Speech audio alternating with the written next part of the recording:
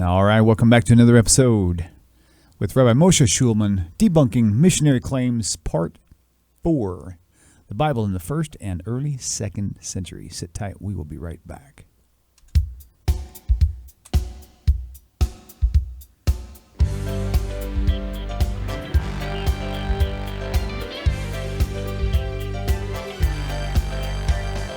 Welcome to Tanakh Talk. I am your host, William Hall, broadcasting live out of Kingsland, Texas, USA.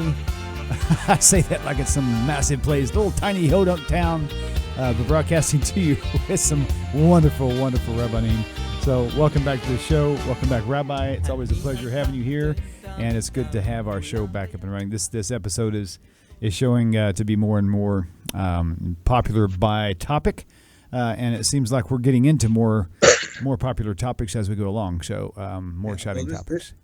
This show is going to be a little bit controversial. I'm hearing a bit of a back echo from you. All right. Try it now. Let's see. Yeah, now seems okay. Okay, good. Yeah, I'm counting on it. That's what we're hoping for. Yeah. Okay. This one is a lot of the stuff. Remember, I haven't even gotten actually seriously into Dr. Brown's book, and the reason is because there's so many things that I take for granted.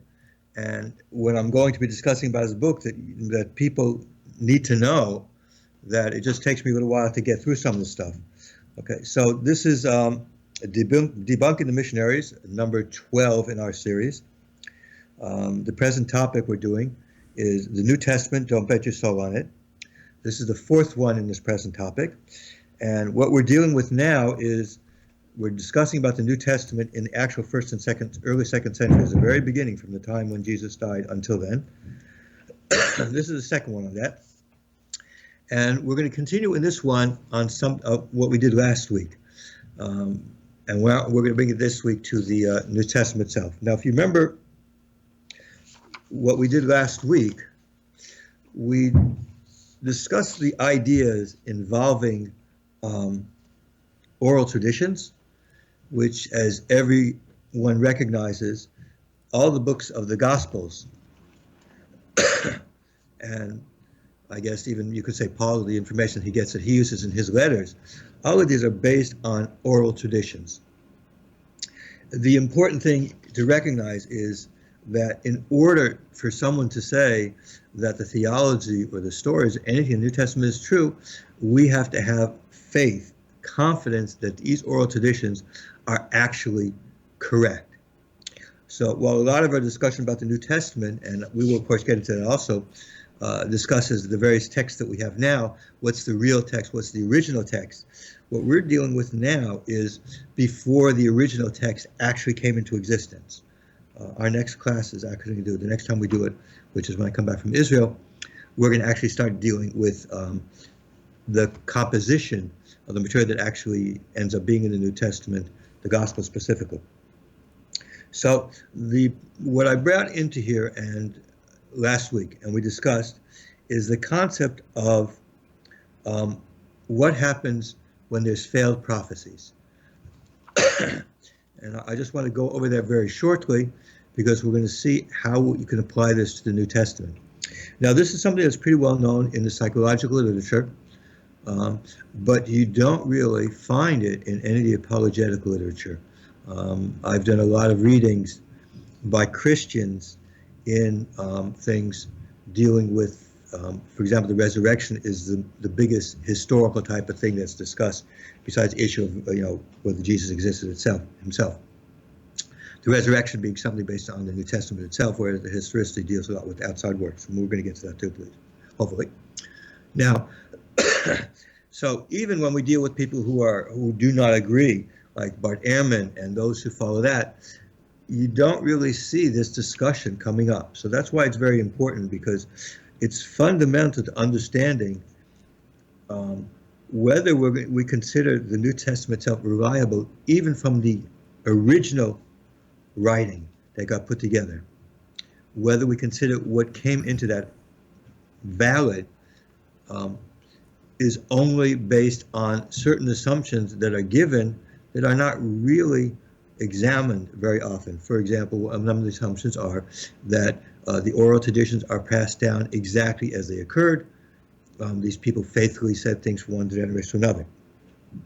Okay, so last week I pointed out the fact that I come from a Hasidic culture, which is probably obvious to any of you who see what my picture looks like. I definitely do not look like what most of you are seeing walking around in the streets in your city. I'm sure, William, you don't see people look like me in your city very often, if at all. No. Okay, but in Hasidic communities, that's the way people look. Okay, now by us, stories are extremely important, and we recognize, in fact, that the difference between taking story as being totally historical, actually events, as being those things that are not, they're just meant to teach certain lessons. I gave the example from a work called Shivchei HaBaal Shem Tov, which is translates praises of the Baal Shem Tov, which is one of the earliest examples of books with stories about the Baal Shem Tov. In it has a very long introduction, which you will find that most people don't accept those stories as being 100% true, as opposed to the rest of it, where the author brings from a manuscript from his father-in-law, where he traces back, he heard this story from this person, which people do consider to be true. So just making a point that being an oral culture does not tell us that things are actually true. Stories are not told the same when they're done over again. And this is pretty much agreed upon. I mentioned Michael Lecona, who talks about these issues, and we'll bring this up again when we talk more about the historicity. Okay, then what I said is like this, and this is extremely important. If we're going to deal with issues in the New Testament, and we're going to try and point out why we do not believe that those incidents really occurred, we find a lot of times the apologists of Christianity say, well, you have to give us a valid counter theory that explains it in a way that's not like ad hoc, meaning that you just don't, bring it up just to say it. So in this case, I want to bring something which is very well known, but it's something that we don't see actually engaged with in any of the apologetic literature. I don't see it in William Wayne Craig. I don't see it in Lecona. I don't see it in Habermas. I don't even see it in people like Ehrman, who is in his discussion of did Jesus exist, in one of his more recent books. You would expect to find it in something like that, but I didn't see that there. So I think it's very important to bring it up because it is something that applies specifically to here.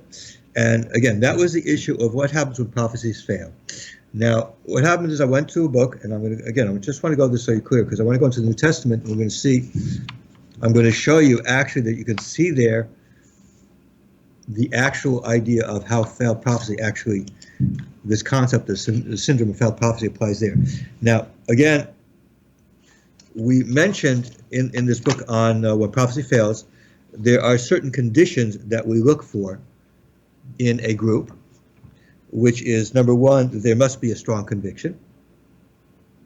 And our example was, of course, we took two examples. One is the followers of Shabtai Tzvi who held with him after he converted to Islam. We're not talking about those that who abandoned him, which were the overwhelming majority. We're talking about those who still stayed with him.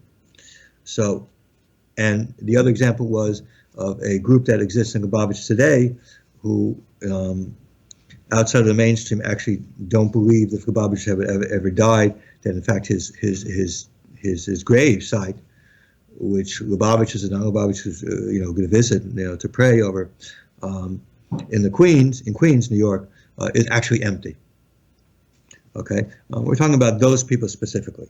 Okay, and here's what we have. So first of all, there must be a conviction, and there must be a commitment to this conviction. So in both cases, it was a case. These were committed to Shabtai Tzvi as being the Messiah, and these people were convicted to the Lubavitch ever being the Messiah. The conviction must be amenable to unequivocal confirmation. Okay, in both cases, we know, of course, with Shabtai Tzvi, of course, we know that the Mashiach is supposed to be king of Israel, and he's supposed to be a righteous person. I mean, we all know Isaiah 11, talking about the great righteousness and God-fearingness of the Messiah. So that's pretty clear. And of course, dying is not within the purview. As I pointed out, that one of the Lubavitchers, the Lubavitcher that was alive, actually wrote something specifically stating that, of course, the Mashiach dying is, of course, disqualifying. Such unequivocal disconfirmation must occur. That means that when we saw with Shabtai Tzvi, we see that Shabtai Tzvi actually converted to Islam totally disconfirming that he could have been Mashiach because he did an act which shows obviously his wickedness. Likewise, Lubavitcher Rebbe, 20-something years ago, died and was buried in Queens, as viewed by many, many people, and is believed by the overwhelming majority of people in Lubavitch. We're talking about a small group in there that you do find actually on the internet. I found them on Facebook, but yeah. Social support must be available subsequent to the discomfiture, disconfirmation. And this also we find. There were people who followed Shapsi Tzvi when he was in prison. He had his group there, and he had his prophet, Nusen from Gaza, who kept them together. And likewise, this group within the Lubavitch who will never go to they call it never caver. They never go to the gravesite because they believe the Lubavitch Rebbe is still alive. They have their own group that keeps themselves together. So we see there all these kinds of things actually happen in real life in a Jewish context. As I saw, there was another book called Expecting Armageddon, which discusses from the sense of the Jehovah's Witnesses and others, so that it's not just it's pretty much universal. My bringing those two groups was because I wanted to point out that it's something that actually you could see in a Jewish context surrounding somebody who is believed by at least his followers to be possibly the Messiah. Okay? Let me drink some. I have a very bad. I'm getting over cold, so my voice might go. So I made some tea for myself. I might make some tea later on again if I need it. No problem. Cinnamon tea. Hey, sounds good to me. It smells good also. So let's go into the New Testament. Now again, how are we going to know if the New Testament itself indicates that? Now, we're going to be discussing about the New Testament in depth. So I'm not going to, I don't want to get sidetracked and go too much into it right now. So I chose out one instance. And when we get to Dr. Brown's discussion of New Testament objections, we're going to bring up more about it. So I'm basically introducing this concept here now, showing you how a real careful reading of the New Testament, things that people just know but they didn't think about, sees that, in fact, this happened. Jesus was alive. He had certain teachings alive. He dies, and afterwards, his followers, after he dies, changes what his teachings were like, and all kinds of new things came up. One of them I will argue later is the resurrection. We'll see why. But before I can get to that, I want to show you something that is extremely important. I consider extremely significant, and yet is something that's somewhat taken for granted as being something more of the line of being evolutional rather than being a total break. So I was able to get the software on screen. So we pushed through that final struggle there. So I'll be able to follow you along. Okay. Okay. Good. Then we're going to go into the New Testament. Very good. And we're going to start with one concept, see how it is when Jesus was alive, then go into the book of Acts as an example of it, see how that changes after Jesus dies. And then I'm going to go back to you and show you why this is a problem. Okay? Why this shows, in fact, that what we're dealing with here is actually an instance of failed prophecy syndrome, where in fact, when the Jesus dies, they have to reinterpret the meaning of his life in order to be able to continue as a group. Got it. Not a problem. Okay, so this will be a simple one. It'll just make it easier when we talk about the historials of Jesus, when we talk about the resurrection then, as to whether the resurrection is a historical event or not. Also the birth stories in the New Testament, we're going to talk about those, whether that's historical or not. I want to show you that there's actually grounds to believe, in fact, that these things were actually made up post-crucifixion of Jesus. And I'm saying post-crucifixion of Jesus because I haven't discussed about whether we can consider the crucifixion itself historical or not, and to why we would consider it or not. So I'll just leave that on the side for the moment, not to overburden you with too much different subjects. Okay, so let's look at the first one.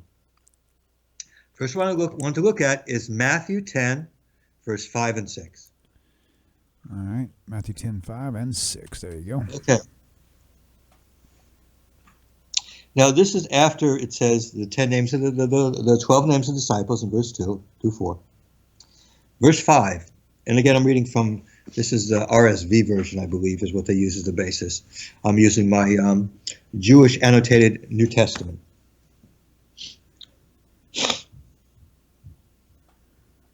So let's continue.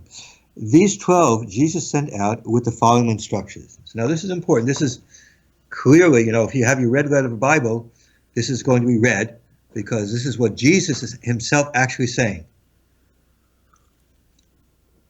From the horse's mouth, go nowhere among the Gentiles and enter no town of the Samaritans. Samaritans were a group that claimed to be Jewish, but according to Jewish law, we don't consider them. They were supposed some kinds of converts, but the conversions were not considered valid for various reasons. Not interesting. Now we might bring it up later if someone wants to talk about rabbinic Judaism. Okay, so enter no town of Samaritans. So go not to the Gentiles and not to the Samaritans. That leaves out only one group of people. But go rather to the lost sheep of the house of Israel. Go to the house of Israel. As you go, proclaim the good news, the kingdom of heaven is come near. Okay? Jesus' message is quite clear. Jesus has come for the lost sheep of Israel to speak to the Jewish people in Judea and Galilee. That's where he lived. He did not go outside of areas where there was Jewish people lived. And we see here clearly, when he's sending his disciples to start going, he's telling them not to go into the non-Jewish cities that existed in the area of Judea and the environments around Galilee. Okay, now there's another one, which is very important.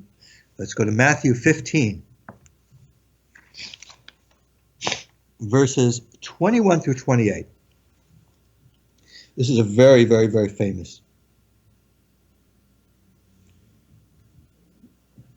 Okay?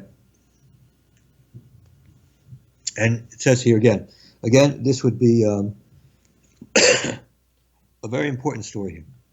Jesus left that place and went away to the district of Tyre and Sidon. Tyre and Sidon were at one time part of the northern kingdom. So it's still considered part of Judea. Sometimes it's considered part of Phoenicia. You have to excuse me if I cough a little bit. I still am not totally healed up for being sick this week. Just then, a Canaanite woman from that region came out and started shouting, "Have mercy on me, Lord, Son of David. My daughter is tormented by a demon." Okay, so here we see an interaction with a non-Jewish person. Okay, so now in the Gemara we talk about something called the Masarav, when we see an action by somebody showing exactly what their actions, what they believe, what their teachings are. So they might teach something, but maybe they're more strict with themselves about something. So the question is, okay, Jesus told them, well, here's something happened. What's he saying to do? But he did not answer her at all. And his disciples came and urged him, saying, "Send her away, for she keeps shouting after us." Okay. Now again, what does Jesus say? Remember what we said earlier. Jesus said to his disciples and him, he's only for the lost sheep of Israel. So it continues. He answered, "I was sent only to the lost sheep of the house of Israel." But she came and knelt before him, saying, "Lord, help me." Again, she keeps asking him. He answered, "It is not fair to take children's food and throw it to the dogs." So, among other things, he's using shows a not very high opinion of non-Jewish people in his analogy here. So she said, she wasn't so stupid, she was quite smart in this answer. "Yes, Lord, yet even the dogs eat the crumbs that fall from their master's table." So what's she saying?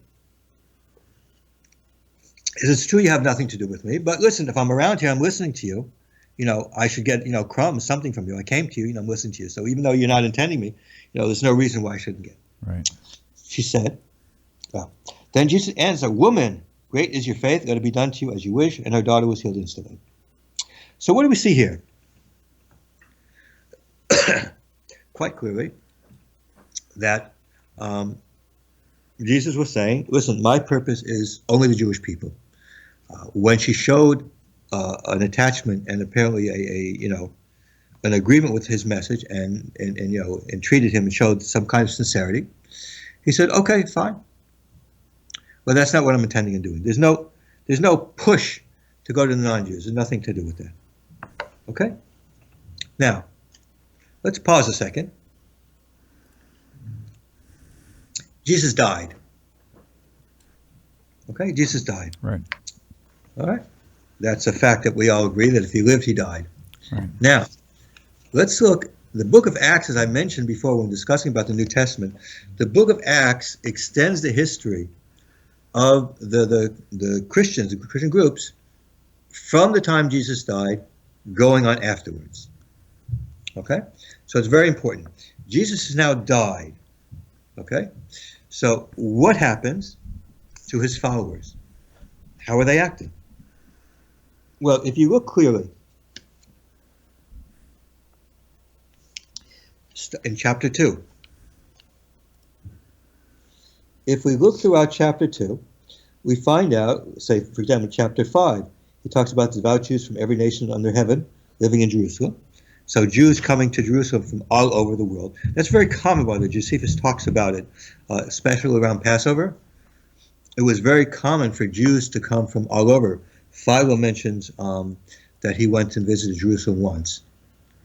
Philo lived in Alexandria in Egypt, but it was very common for Jews to have a strong desire to go to Israel and to visit there, at least to visit, to see the temple, to bring a sacrifice if they could, to see what goes on there. It was a very big thing. So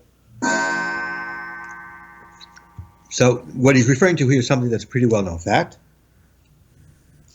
And so he speaks to the crowd. And he talks in tongues, and you find out that Jews from all kinds of different places understood. He mentioned some of the cities that we heard before. Okay. Now, if you continue to look through again, you will find, for example, verse 29, it says, fellow Israelites, I may say to you, commonly ever answered David that he was buried, his tomb is with us to this day. Fine. Okay? Again and again, we see again and again, who is Peter going to? Peter is going to Jews only. We see that again in chapter 3. We see constantly that the message was being sent to the Jewish people exclusively. Now, there were non-Jews in Jerusalem.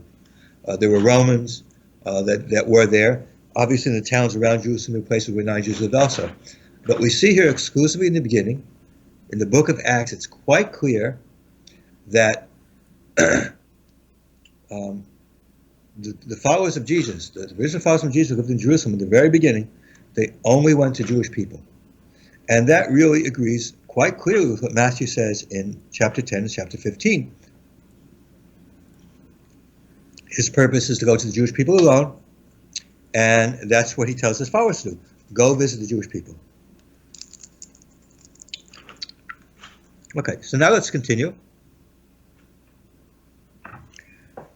That's what's happening. But all of a sudden, in chapter 10, something happens. Until chapter 10, Peter, all the other disciples, from the original disciples, only had to do with Jews. Chapter 10, we find this instance of Cornelius, who was a centurion, meaning that he was a Roman in a Roman legion. I believe a centurion was actually a leader of, centurion you'd think is a leader of 100, but it was really the only, his cohort actually had I think 60 was the actual number. That's what the cohorts were. But he was a officer, was an important person. Okay, so we see a story about that. But then what happens in Acts 10, 9 through 23? What do we see? Peter has a dream. And in the dream, he sees heaven open, and he's shown all kinds of creatures that are clearly not kosher. Now remember another important thing. All the followers here of Jesus kept the kosher laws. They all followed the Torah. The only thing that really appears to have distinguished them between themselves and any of the Pharisees around who they were, as I pointed out from Josephus, Judaism in the first century was basically Pharisaic Judaism. That was really that was the orthodoxy.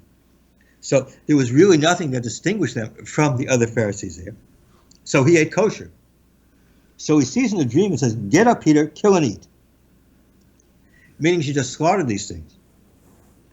So he answers, this is 14, "By no means, Lord, for I have never eaten anything that is profane or unclean."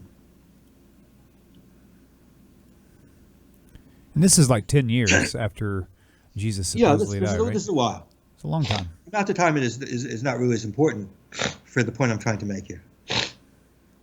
It could have been 3 or 4 weeks. It doesn't make a difference. One of the points I forgot... it would make a big difference to people coming out of Christianity, because it's very possible if it was only 3 or 4 weeks, then maybe they didn't get the memo. But we're talking like 10 years. If something was going to change, they would have known by then for sure.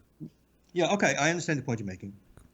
I was looking from a different aspect, in that a lot of times it's claimed that changes take a long time to occur. Right. Whereas, in fact, both with Shabtai Tzvi, when he converted to Islam, and that group of people that I'm talking about, Lubavitch, who believed that Lubavitch was buried, that was immediate. Right, gotcha. Those they spun on a dime, as they say. Right. Okay? We're not talking about something that took, months for them to do. There was a certain amount of shock, what happened, but they immediately got over it and did it. And in fact, that's what happened when prophecy fails. It was immediate. Right. We're talking about short amount of time. Okay. So what I'm saying is that, we're talking about something that happened. If you say it's 10 years, that's fine. I didn't look at the exact time. It wasn't as important to it. It could have been months, but it doesn't make a difference. Okay? But you see here that he was so it's happened to him 3 times, and he was puzzled. So then what happens is, from that he learns that he's allowed to have an interaction with Cornelius and to, follow with him and go with him and somehow accept him in some way. So Acts 10, which, if you say is 10 years afterwards, which of course is a considerable time after Jesus died, it is after Jesus died, is the first instance we see where any of those people who actually knew Jesus personally and spoke with him, had been told about it, actually went to non-Jews. Mm-hmm, right. Interesting. Okay? Now, he had a vision from heaven. We could talk about Deuteronomy 13 in context to that, how you could have a vision change something that you were told to do specifically. That's a different story. It's another issue that comes up. But I want to leave that on the side for the moment, just so we get a little chronology going on here. Jesus, when he was alive, only go to non-Jews. Mm-hmm. Go to the Jews, excuse me. Jesus dies at the beginning of Acts, they only go to the Jews. They understood Jesus' message, only supposed to go to the Jews. First time we see the change, Acts 10, because Peter changed because he has a vision of some sort. Whether that's a valid reason to change what you're doing, following the Torah, whatever, that's obviously not the case, but that's not really the issue that's involved here.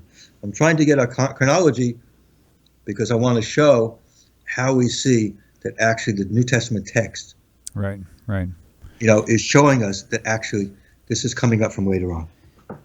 Now, we go to Acts 13. Acts 13 is talking about Paul.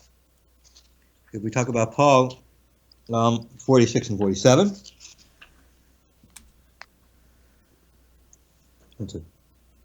13, 46, 47. Now, this tells us how Paul started going to the non-Jews. Remember, Jesus said, go to the Jews only. Okay? So here's what Paul says. The next Sabbath, almost the whole city gathered to hear the word of the Lord. But when the Jews saw the crowds, they were filled with jealousy and blaspheming, and they contradicted what was spoken by Paul. Okay, so they're disagreeing with Paul, which is fine. We understand that. That's the whole purpose of Acts, to tell us that the Jews didn't like it, what was going on. But important, listen to this. Then both Paul and Barnabas spoke out boldly, saying, it was necessary that the word of God should be spoken first to you. Since you rejected and judged yourselves to be unworthy of eternal life, we are now turning to the Gentiles. One second, hold on, what's going on here? Jesus said, go only there. In the beginning, they got over. Peter had a vision. So we see Peter's going to be more accepting of this. But Jesus said one thing, and all of a sudden, and what's Paul's reason for doing it? Paul didn't have a revelation from God. Paul said, okay, you Jews don't like me. I want to get my crowds. I want to get my people. Let me go to somebody else. Mm-hmm. Right. See what's happening here. Yeah. Now, I haven't gotten my point of failed prophecy yet. Okay? Because remember, the view from the New Testament itself is, well, this is fine. God really wanted him to do that. Peter is actually telling us it was actually God's will. Paul might not have heard, but it was still God's will to do that. Okay? That all of a sudden, somehow, Jesus died and God's will's changed. Okay? Then we come to Acts 15. Starting verse 6, really. Acts 15 is very, very, very critical. Now, unfortunately, if you're not Jewish, you're going to miss out on what is so critical with this. So we're going to go, once we do Act 15, see what goes on, I'm going to go back to show you why it's so critical what's happening to Acts 15 and how bizarre it sounds. Okay? And how it actually fits into failed prophecy, where it failed, your character, your messianic character failed to come, and you have to redefine what happens later on, having not had any instruction from your Messiah at all. Okay. So anyways, Paul had gone out and gotten some non-Jews after we said in verse 13, in chapter 13, that he was going to non-Jews, and he was somewhat successful. Okay? So he comes back to Jerusalem there, and he's talking with them. But some believers, let's go with 5, but some believers who belong to the sect of the Pharisees, one second, I thought they were Christians. How can there be Pharisees that belong to the Christians? Well, there's two things we learn from this. Number one, Pharisees means Jews. Jews who keep the Torah, period. The New Testament is confirming what we already know from Josephus. Pharisee means Orthodox Jew, which means basically Jew. Until actually the Enlightenment in Europe, there was no such a concept of being, other than what we would call Orthodox. Okay? In Germany, they start something called Reform, and that's all the problems that exist as far as that's concerned. But if a person was Jewish, he would be Torah observant, and when he would observe the Torah, he would follow, basically, then it would be Pharisaic law, but it would follow the law of the rabbis at the time. That would be Judaism. And if he didn't want to do it, if he was, somebody would be a sinner, so he wouldn't do it. But that was what Judaism is. That was the case among Sephardim until today, basically. In Germany, due to the Enlightenment, that changed, and that causes something different. We can talk about that later on. It's more about Jewish history than otherwise. But basically, Judaism, and at that time that was the case, the law was Pharisaic law. And we talk about rabbinic Judaism, we're going to talk about it again. So again, it is necessary for them to be circumcised in order to keep the law of Moses. Okay, so the question is, what do we do with these non-Jews? What do we do with all these Gentiles? What are they supposed to do? Are they supposed to become Jews? What are they supposed to do? The apostles and the elders met together to consider the matter. After there had been much debate, Peter stood up and said to them, "My brothers, you know that in the early days God made a choice among you, that I should be the one through whom the Gentiles will hear the message of the good news and become believers." Okay? And God, who knows the human heart, testified to them by giving them the Holy Spirit, just as he did to us, and in cleansing the hearts by faith, he has made no distinction between them and us. Now therefore, why are you putting God to the test by placing the neck of the disciples' yoke? Neither our ancestors nor we have been able to bear. That's very interesting, because everybody until now was Pharisees. They were keeping the law. So saying, we can't do it? Throughout here, we've been hearing that there were people. Put that aside. What we do see here is it's up for a vote. What do we do with non-Jews? Okay? So the decision is made that basically they're going to follow what Paul said, with a few small things. They should keep away from idols and fornication, sexual immorality, eating what is strangled, and from blood. Blood is, of course, it says in the Torah, strangled. Not quite sure whether this actually means that they have to eat kosher meat. It's very, and remember, people point out it's very similar to the 7 laws of Noah, by the way. Okay? But, okay, so now we see here in Acts 15 what's going on. Now, to me, this raises a number of very serious questions as a Jewish person who, as I said here, these are people, most people were observant Jewish Pharisees. They lived the Jewish life. Paul claims to have been a Pharisee, lived the Jewish life. So the question to me is very simply this. Jesus says goes only to the Jews. These people change and say, let's go to somebody else. Where does that come from? Is it something that they invented or they didn't invent? Now, one of the interesting things here in Acts 15 is what you don't see. Peter never says, Jesus told me, go to the non-Jews and they don't have to be circumcised. Right. Now, what makes that important? If you're Jewish and you're Orthodox like I am, that would be that should mean something to you. Now, very interesting. There's an interesting thing that I've been reading. It has more to do with my what I'm going to be doing, the historical Jesus. But Justin Martyr, his book called Dialogue with Trypho. Dialogue with Trypho is a supposed, it may in fact be the first book written to try and convince Jews to convert to Christianity. It's basically a dialogue, but there's a lot of reasons to believe that the dialogue actually was not a dialogue, more like the kind of dialogues that Plato has with Socrates. He sort of makes up both sides, but it's trying to conform to what he thinks each side would say.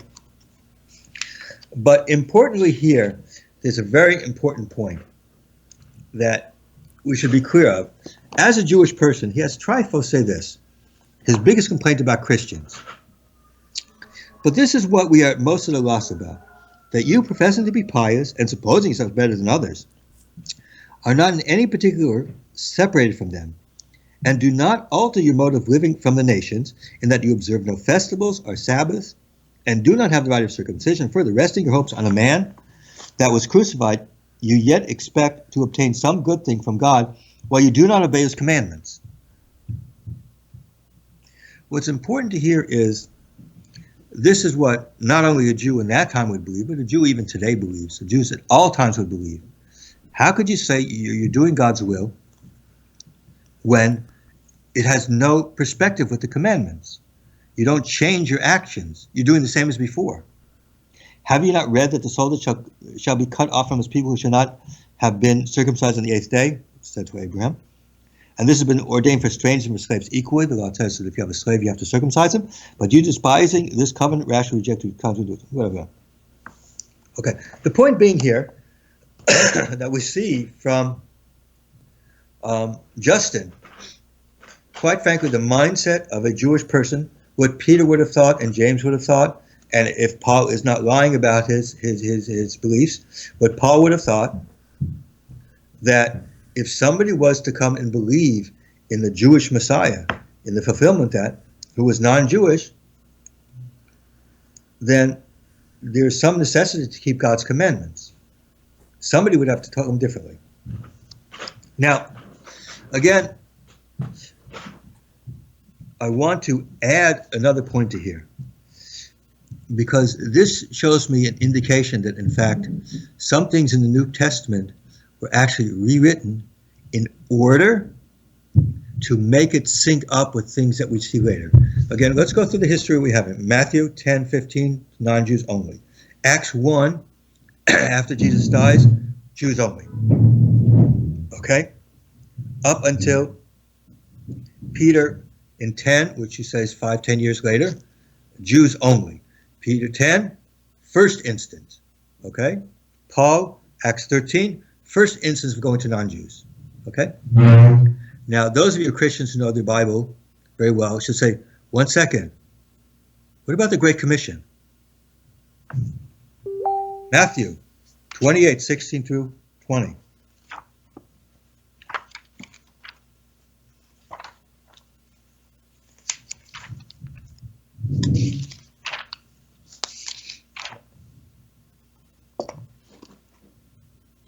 Now the 11 disciples went to Galilee, to the mountain to which Jesus had directed them. And when they saw him, they worshipped him, but some doubted. And Jesus came and said to them, all authority in heaven and earth has been given to me. Go therefore and make disciples of all nations, baptizing them in the name of the Father and the Son and the Holy Spirit, and teaching them to obey everything that I've commanded you. And remember, I am with you always to the end of it. One second. Jesus, at the end of Matthew, in Galilee still, tells them, go to the non-Jews. So how come it takes until Acts 10 for Peter to get the message? Wasn't Peter here among the disciples? He's one of the 11 disciples. Didn't Peter hear from Jesus? We're supposed to go. So how come in Acts 10 he doesn't say, why is he so wondering? Because Jesus told me. Why at Acts 15, when they're talking, Peter doesn't say, well, remember the Great Commission. Jesus told us we're supposed to go to the non-Jews. What's the big deal? Now, maybe you might think, well, of course they know it's supposed to be non-Jews. But in the beginning of Acts, let's look at Acts 1:6. So when they had come together, they asked him, Lord, is this a time when you will restore the kingdom of Israel? He replied, it is not for you to know the time, but you will see brother. Okay, fine. I'm sorry, a little bit earlier it talks about how Jesus was there for 40 days talking to them. Excuse me, in verse 3 it says, and he appeared to them for 40 days speaking about the kingdom of God. So he's talking to them about the kingdom of God. Now, after reading what it says in Justin Martyr, Jesus comes up to you. I want you, those of you who are not Jewish, who don't understand this, just think a second. You're a Jewish person, okay? Just like Justin Martyr says with Trifo. And Justin Martyr was in the second century, okay? No difference in the first century. Okay? You believe that a non-Jew, in order to be right with God, no matter what, should change the way they live, make a difference in the way their life is. Okay? So Jesus is teaching you 40 days. And supposedly there's already been the Great Commission. What's the first question you're going to ask Jesus? The question that's going to come up in Acts 15. What do we do with them? Do they circumcise or not? That question should have come up in Acts 1. Why does Peter have to later? Because the truth of the matter is the Great Commission obviously never happened. Great Commission was added there later on in order to reinterpret later what we find later they actually did in Acts. That's what we talk when we talk about the failed prophecy syndrome, where afterwards you reinterpret what happened. That's what happened. We see clearly going to the Jewish people only. Acts goes to the Jewish people only. We're talking about historically what happened. As Jewish people, we see eventually they decide to take non-Jews in. So they evolved into taking non-Jews in. Never anything about Jesus saying to. So when did the Great Commission actually occur? Acts 1 says they even talked to Jesus for 40 days after the crucifixion. If the Great Commission occurred, why isn't he telling them what to do? Why is it taken to Acts 15 for a vote of the council, a discussion of the council? Nobody says Jesus told us to do this. Why wouldn't anyone? Any Jewish person, you ask any religious Jewish person, if they said you're supposed to, what are you supposed to do? Well, we know this, the seven mitzvahs, but they know it. The 7 laws they teach the children of Noah. We know about that. Every Jew, I learn about it because I deal with non-Jews a lot of time. So what that means is because Matthew, the Great Commission, the end of Matthew, never occurred. It was written into the earliest documents later to retroactively put in something that didn't really occur until 10, 15 years after Jesus died. That is what we mean when we talk about the failed prophecy syndrome, where you reinterpret something and then eventually you're going to write it back into earlier parts. Okay? That's the point. Now, this is very important. I don't want, this is something that's going to come up a lot of times when we talk about the New Testament. We're going to talk about the historicity. We're going to talk about the resurrection. We're going to talk about a whole bunch of things. We're going to see how this happens. When we look at certain events, when we see how there's a natural evolution of how things are looked at. So, for example, who is guilty in the killing of Jesus, in his crucifixion? Okay, first it comes a small group of Jews, becomes more and more and more. By the 2nd century, you find the Epistle of Barnabas talks about how the Jewish people and Pilate becomes eventually sainted by, I think, the Coptic Church sainted Pilate. Okay, when you see these things coming on, you have to always think in the back of your mind, oh, failed prophecy syndrome. Does that tell what was originally there? Let's move our way back and see what it is. Okay, so that's very important. So again, what does this mean? What does this particular thing mean? Number one, the followers of Jesus changed the original message. The original message was a message for the Jewish people, as it has basically always been, as the prophets have always talked to the Jewish people. The Messiah is something that's supposed to come primarily to be a king and leader of the Jewish people. That's what people believed before Jesus died. And we are going to later on go with all the messianic prophecies. I'm building up to that, but I do want to get certain things out of the way before I do that. We'll see that that's exactly what the message always has been. And that non-Jews, secondarily, as we see with the instance in Matthew 15, we see that the non-Jewish world has a great benefit that comes from it once the Messianic kingdom is renewed and the knowledge of God goes out to the whole world, and the whole world will live in peace because of that. Okay, so that is something that happens. So we see that the message changed. And this is going to have a lot of implications on how we analyze New Testament texts. When we see differences, remember when you were taught, and all apologists say, the four Gospels, they look at things different ways. Each one sees things different ways. Well, that's on the assumption that we're talking about a true teaching that goes back to Jesus.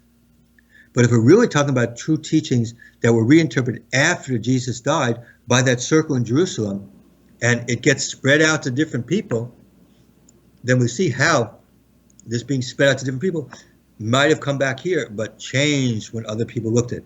So John gets this distorted message from after Jesus died and takes it his way. We'll talk about that in a lot of different later on. So again, the validity of the New Testament text now comes into question. Is that really what Jesus taught? Does it fit?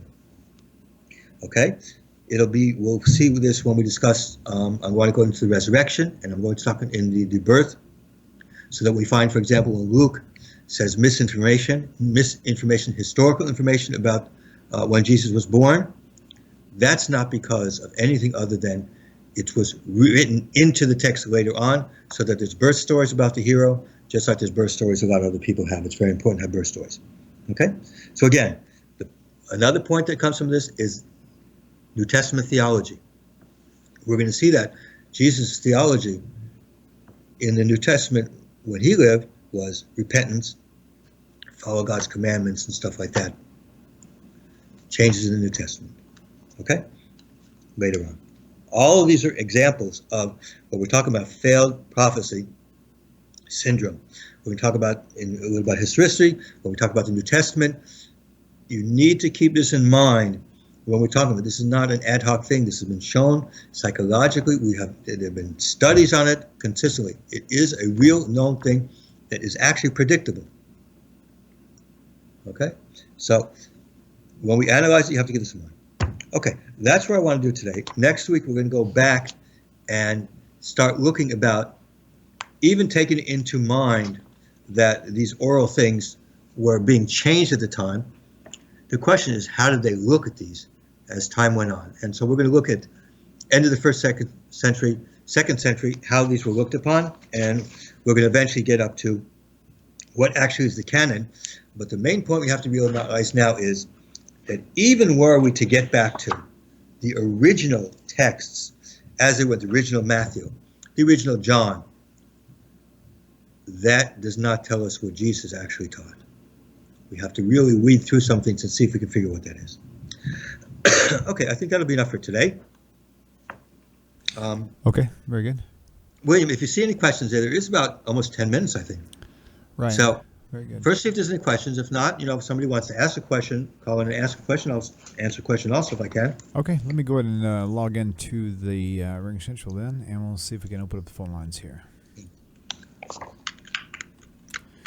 Questions get posed all the time, but most of the time it's not really related to this show. So a lot of those we kind of skip over. But yeah, I understand that.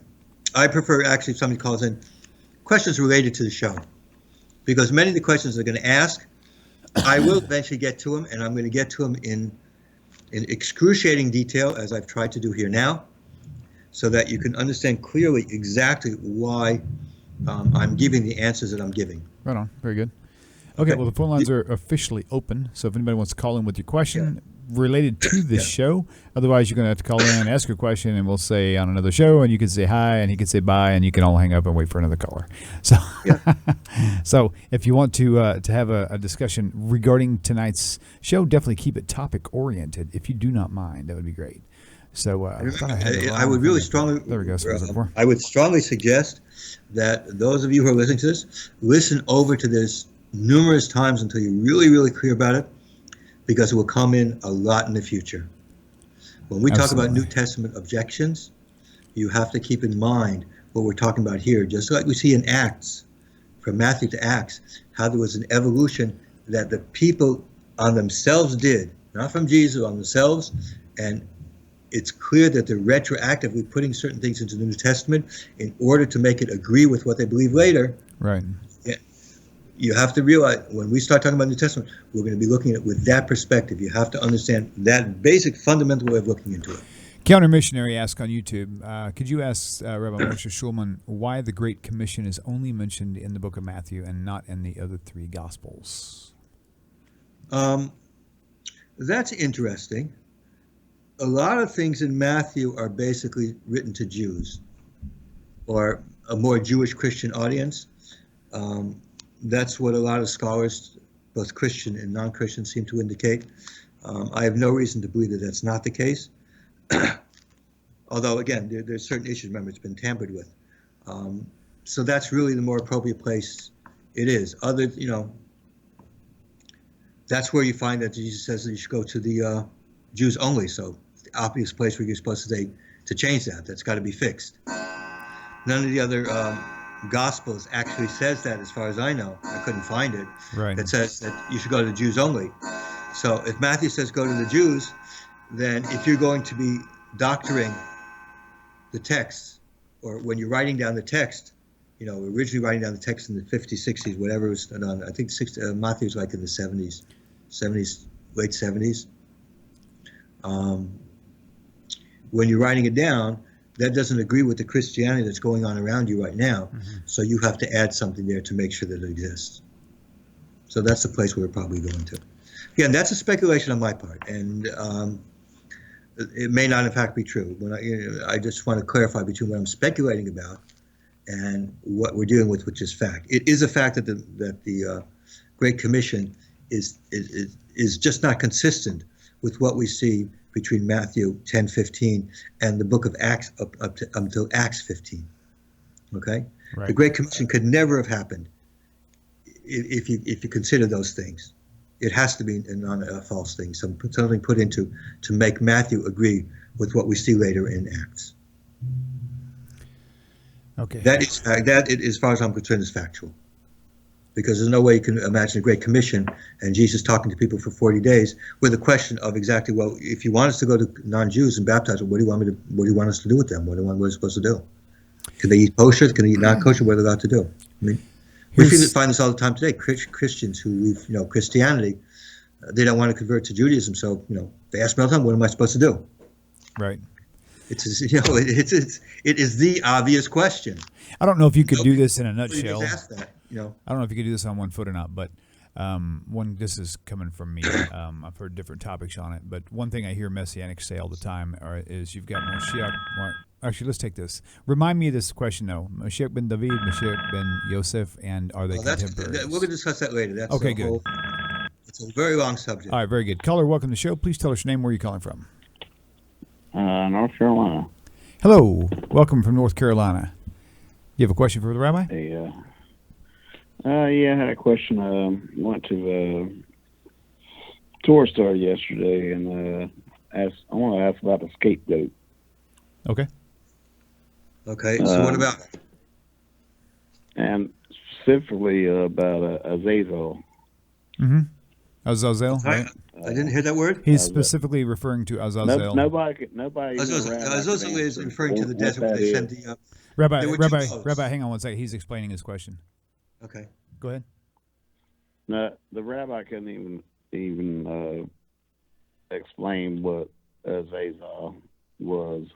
Okay. So the scapegoat, it went there were 10 stages, and then the scapegoat was thrown off the cliff, and then so my question is what was when I have to ask if one of the goats was for God, and one was to go out in the wilderness. Right. One was to carry the sins out of the camp. Right. But could come back. Say the last sentence again. You said that could come back or could not? It could not come back. Right. Okay. It was not supposed to come back. Right. Yeah, so what is your question sent specifically? to the desert for a vacation, a permanent vacation. Right. So what is your specific question? Well, we actually started talking about in Christianity, the 10, they actually based that off the 10 processions for Jesus, his crucifixion. They took that part of the Jewish Bible and made that into Jesus' crucifixion. Right, yeah. It's mixed messages. I don't even think they even understand it because they're getting the roles reversed. It's one of those bizarre things. We will discuss it. Actually, I'm going to give a full lecture on concept of sin and atonement. So obviously, I'm going to talk about it. But in short, there were actually 2 goats. They're supposed to be exactly identical. One's chosen out to be used, as a certain sacrifice, basically to purify the temple, as a purification. Mm-hmm. The second one is supposed to carry the sins out into the desert, and essentially what it is, it's being sent away. They didn't have Florida at the time, so they sent them into the desert basically to live there permanently. The rabbis actually instituted, later it was instituted, they should actually kill it because one's not allowed to eat it. So if it went out in the desert and somebody ate it, since it was separated for God, it's not proper to eat it. Anything that's separated to God from among the sacrificial animals is not allowed to be eaten. Therefore, that animal being sent out, even if it was alive, the question would be if you could slaughter it and eat it later on, and they didn't want that to happen, so they would actually throw it down a mountain later on. That came later on. Right. But originally it was just sent out into the desert to just, if you've ever been to Jerusalem, you go out there, outside Jerusalem, it's a desert. So it was sent out to the desert to pasture and to live there. That was basically it. It was a symbolic act.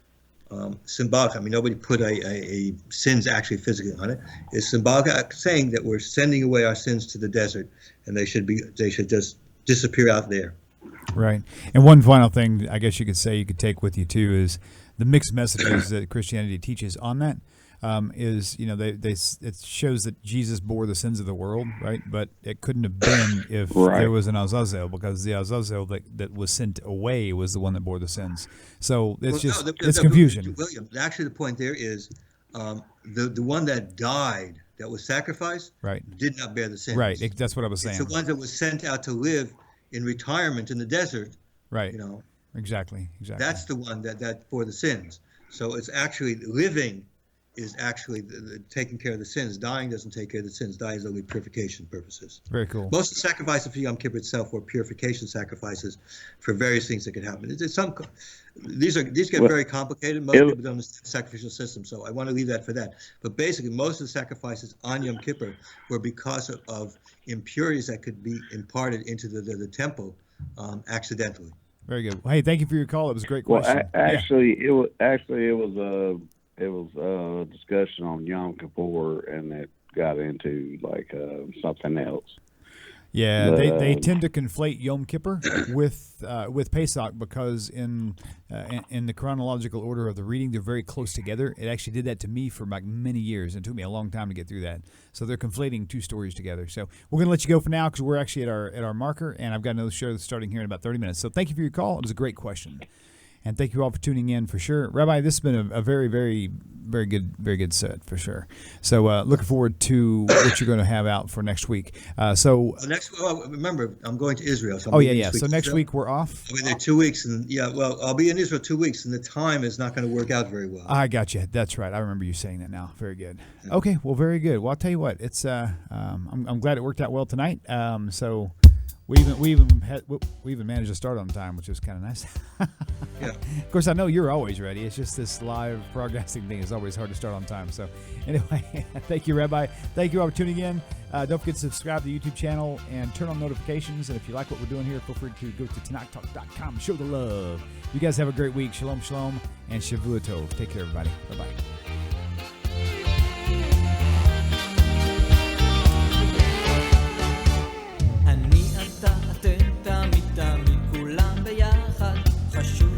חשוב והכרחי להיות ביחד. איפוק זו העוצמה, ויתור זו הגדולה, השאיפה והכמיהה.